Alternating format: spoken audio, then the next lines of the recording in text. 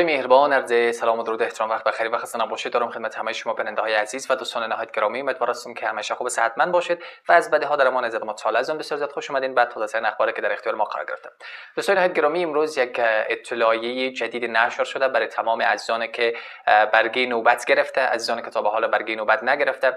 برای همه شما یادآوری های جدید هست، نکات بسیار زیادی هست و یک تعداد اصلاحیه هم فکر کنم هست در اخیر. همه اینها را با شما عزیزا به اشتراک میگذارم و آنچه که باید در آغاز برای همه‌تان بگویم که بعضی از تغییرات و تفاوت‌های آمده. شما قبلا در جریان هستید که از مراکز بازگشت اتباع افغانستانی یا به قول خودشان از اردوگاه‌هایی که یادآوری می‌کرد ما ویدیوهایی را نشر کردیم و عزیزان ما هم در صفحات مجازی در این مورد گفتگوهایی داشتن که بعضی از اردوگاه‌ها متاسفانه وضعیتشان بسیار زیاد خراب بود و اتباع افغانستانی در اونجا بدون این که به اصطلاح به آب آشامیدنی دسترسی داشته باشه، حتی به غذا همون قسم مانده بود و یک وضعیت چندان خوبی نبود. به او خاطر بعضی از تغییرات و تفاوت‌های در اخراج آمده که همه اینها رو با شما عزیزا به اشتراک میگذارم.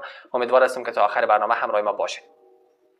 قابل توجه اتباع افغانستانی داوطلب خروج داخل قوس خود معرف در استان تهران، عزیزانی که وسط خود معرف شرکت میکنید، من اطلاعیه را عزیزا در اینجا هم میمانم در اسکرین شاتش در بک‌گراند چون شما همراه ما یک جای بخونید. با گزارش رینا، مرکز بازگشت امام رضا با نشر اطلاعیه اعلام کرده است به منظور نظم‌دهی امور اداری، اجرایی و تکریم اتباع محترم افغانستانی داوطلب بازگشت به کشور مطبوع، مرکز بازگشت امام رضا از مورخ 17/3/1404 مراجعین اعم از دارندگان برگه بازگشت و یا فاقدین مدرک را صرفاً با برگه نوبت مراجعه به مرکز بازگشت امام رضا یا خاوران پذیرش خواهند نمود. یعنی عزیزانی که برگه خروج گرفته یا حتی عزیزانی که بدون کدام مجوز اقامت قبلا در داخل ایران زندگی میکرده، فقط کسانی که باید برگه داشته باشه اون عزیزان را، البته برگه نوبت به مرکز بازگشت امام رضا یا خاوران داشته باشه را قبول میکنه، پذیرش میکنه، در غیر او صورت پذیرش نداره. لذا لطفاً به نکات ذیل توجه فرمایید. چند نکته را هم با شما یادآوری کرده. اول، سرپرست خانوارهای اتباع افغانستانی که تا قبل از مورخ 18/3/1404 برگه بازگشت دریافت نموده اند، با توجه به پیامکی که طی چند روز آینده برای ایشان صادر می شود، شخصاً و بدون همراه در تاریخ تعیین شده به نشانی مندرج در پیامک عزیمت و برگه نوبت مراجعه به مرکز بازگشت امام رضا خاوران دریافت نمایند. دوستای عزیز، کسانی که تا تاریخ 18 شما برگه نوبت گرفتین براتون یک پیامک میآید و این البته طی چند روز آینده ممکن است در تاریخ 20 بیاید، ممکن است از او بعدتر یا قبلتر بیاید.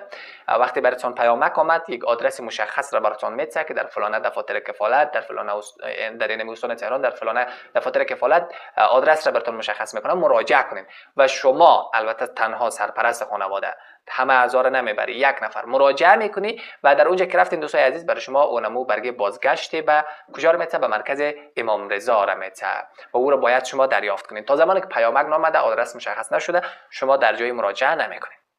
این نکته اول بود. نکته دوم، از تاریخ 18/3/1404 برای کلیه دارندگان برگه سبز سرشماری که طبق نوبت به دفتر کفالت مراجعه می‌نمایند، علاوه بر برگه بازگشت برای کلیه افراد خانوار برگه نوبت مراجعه به مرکز بازگشت امام رضا خاوران صادر خواهد شد.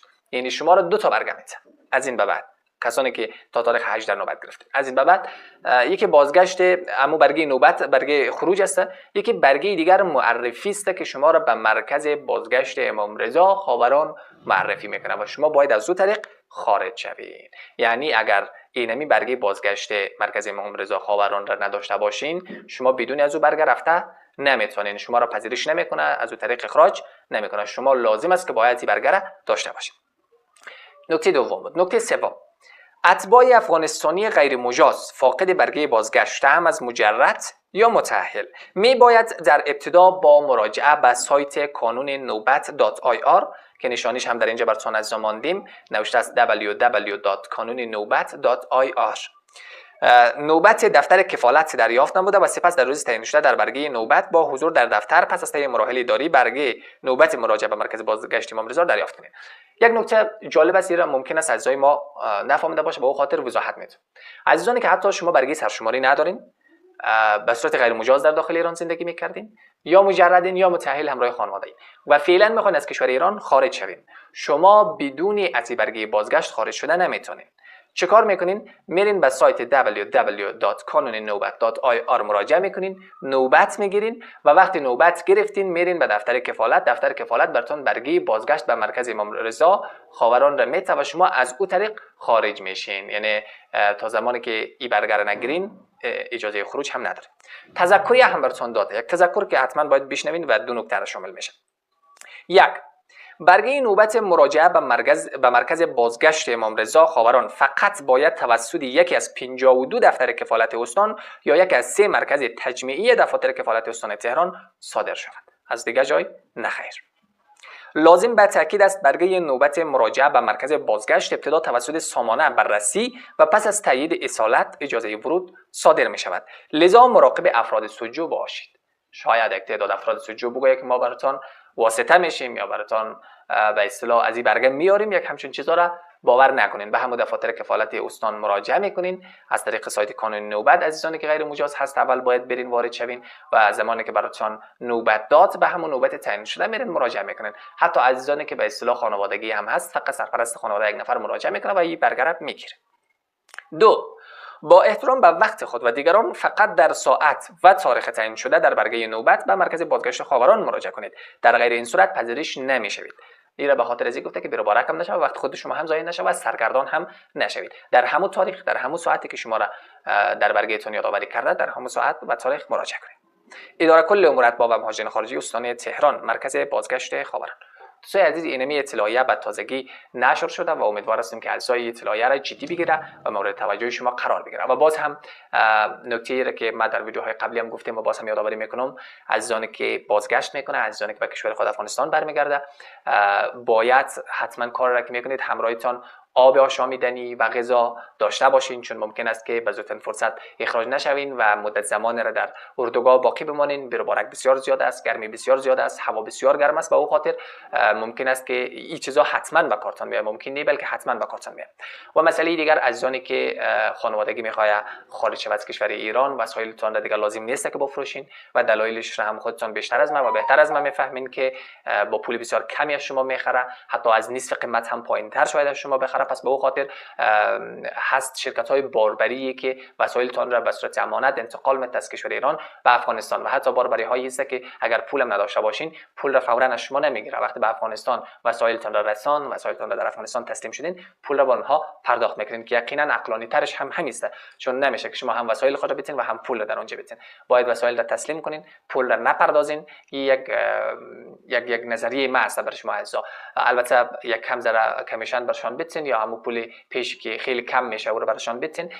ما بیانیه میگیم، بیانیه رو برشان بتین و بقیه پول رو نتین. زمانی که وسایلتون رو در افغانستان رسان تحویل گرفتین، بقیه پول رو برشان تسلیم کنین، چون احتمال از اینکه وسایل در راه خراب شود زیاد است. احتمال از اینکه بعضی از وسایل گم و دور شود. به او خاطر شما بهتر اموسه که همراهشان قرارداد کنین، در آغاز رسما بگوین که اینمی تعداد وسایل را که لیست گرفتین ما براتون تسلیم کردیم، صحت و سالم در افغانستان از شما میگیریم، میده نشود، خراب نشود، دزدی نشود، گم نشود.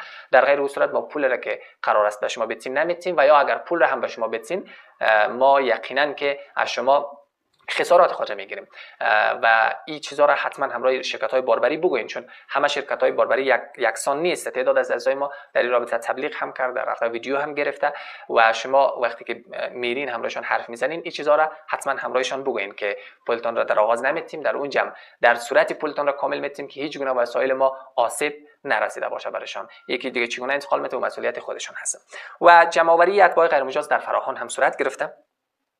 43 نفر از اتباع غیر مجاز را که البته اونها غیر مجاز گفته در فراهان دستگیر کردن و تحویل اردوگاه داده شده که البته یادآوری شده تعداد عزیزا همراه فامیل خود در باغ کار میکرده و همه اینها را تسلیم اردوگاه کرده و از اونجا اخراج. دوستان نهایت گرامی، از خبر جدید امروز بود، اطلاعیه جدیدی که براتون نشر کردم.